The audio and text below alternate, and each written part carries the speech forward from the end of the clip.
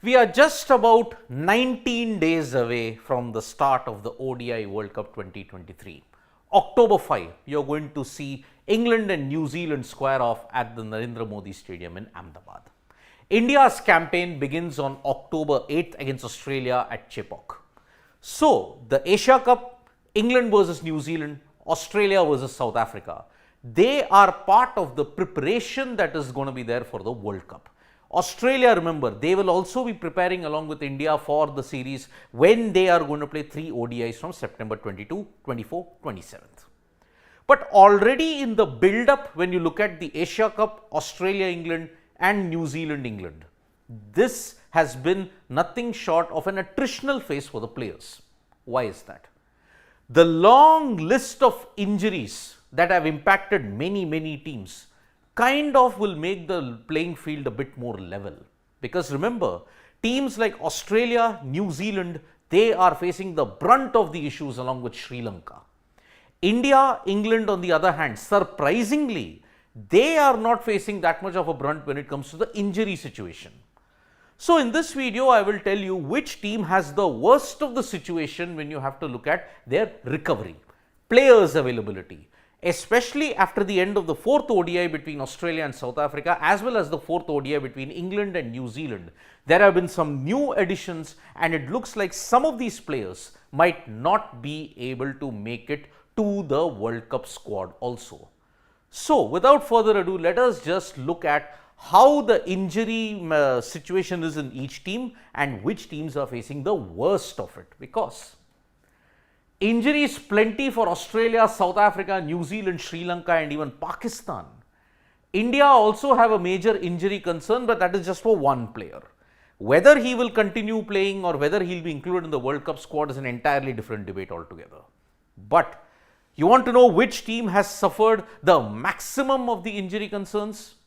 You guessed it. It is Australia. One of the favorites in the 2023 ODI World Cup title race.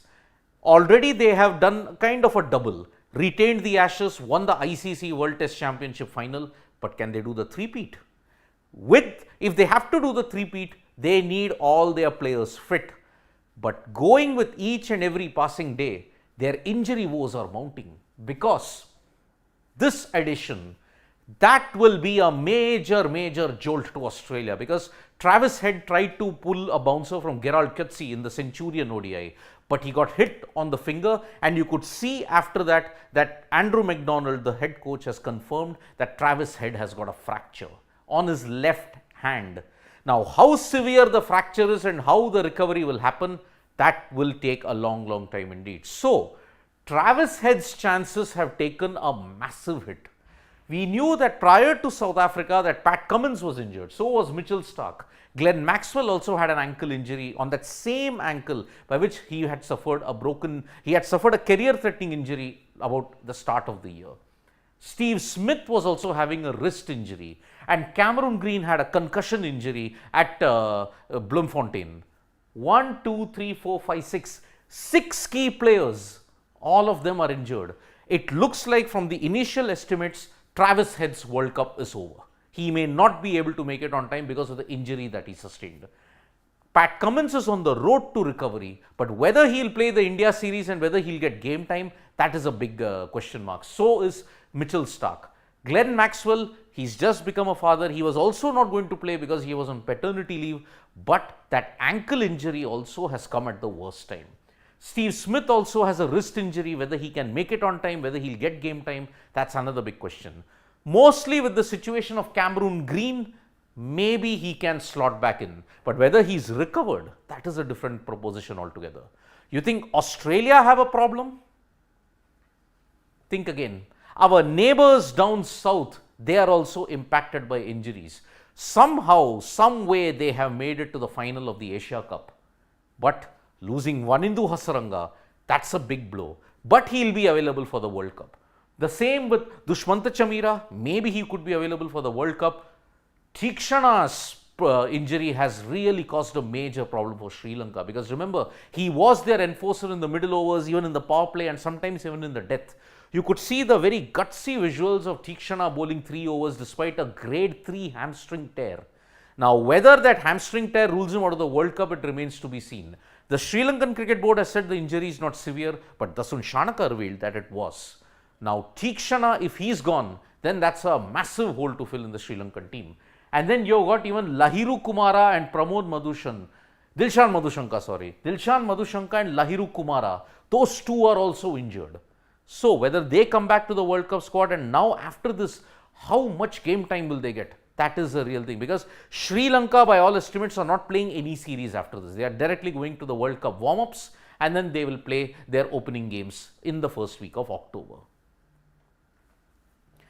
Joining them is Australia's trans-Tasman rival New Zealand with 5 injuries, and Lords actually was the starting point of 2 major injuries, 3 major if you have to look at it. Tim Southee, while taking a catch, broke a bone in his thumb, and that is why he suffered a fracture. X-rays have determined that how severe it might be. A call will be taken in the next few days. But just like Travis Head, it looks like even Tim Southee's New Zealand dream of representing New Zealand in the World Cup might be over, because the injury did look bad. Daryl Mitchell suffered a dislocated finger, but then he came back to bat. But how serious is that injury? That also we'll come to in a couple of days. Mitchell Santner, remember, after that Oval match where he landed on his knee awkwardly, it's not a tear, just like how Kane Williamson's was, it's just swelling. But whether he'll be available for the 3-match series against Bangladesh and whether he'll get game time, that is a different question altogether. Kane Williamson is recovering, but whether he'll be able to be match fit, that is another question. Ben Lister, although he's not there in the World Cup squad, he could be touted as one of the replacements in case one of the senior players get injured. But now even he's out because of a finger injury. Now, 3 finger injuries rather, has thrown New Zealand's plan totally awry. How will the players recover before the start of the World Cup? Because remember, their warm-ups begin on September 29th against Pakistan, and then they play the opening game against England on October 5. Even South Africa, who may have come back in grand style with a 2-2 series result against Australia, they are having problems heading into the final ODI on 17th, because Temba Bavuma and Anrich Nortje, they too are suffering injuries. Nortje with a back problem, Temba Bavuma with a side strain.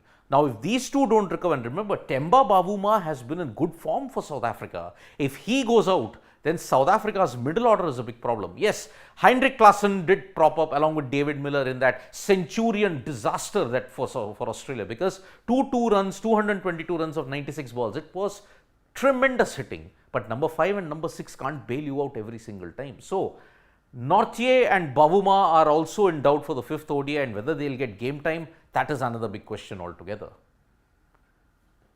But our neighbours have suddenly gotten a massive jolt, because Naseem Shah has suffered a serious shoulder injury, and because of that, he is set to miss the entire World Cup. And not just that, he will also probably miss the Australia series and the Pakistan Super League as well. That is the problem with Naseem Shah at this point in time. Can Naseem Shah recover in time? But his World Cup dreams at this point seem to be over. Haris Rauf, remember, Rauf also suffered a side strain, and although the Pakistan team management is not revealing much, maybe Haris Rauf could be in the racing against time to be fit. Then Imam ul Haq is also on the casualty list, because remember, he had suffered a back spasm, and normally a back spasm takes about a week to recover from that. So, can Imam ul Haq also recover in time? Then Rauf also is racing against time. Naseem Shah, unfortunately, his World Cup dreams are all but over. Even Bangladesh have a problem, because their best batter in this entire Asia Cup, Nazmul Hussain Shanto, was ruled out. Although they are saying he may be fit for the World Cup, he is also facing a race against time. There is a very curious case of Tamim Iqbal. He retired, then he unretired himself, and then he's gotten injured. He's not had any time whatsoever in the middle. How is he going to fit in Bangladesh's plans? That's a real question. India too have an injury concern, but luckily it's just on one player for the moment. It's Shreyas Iyer.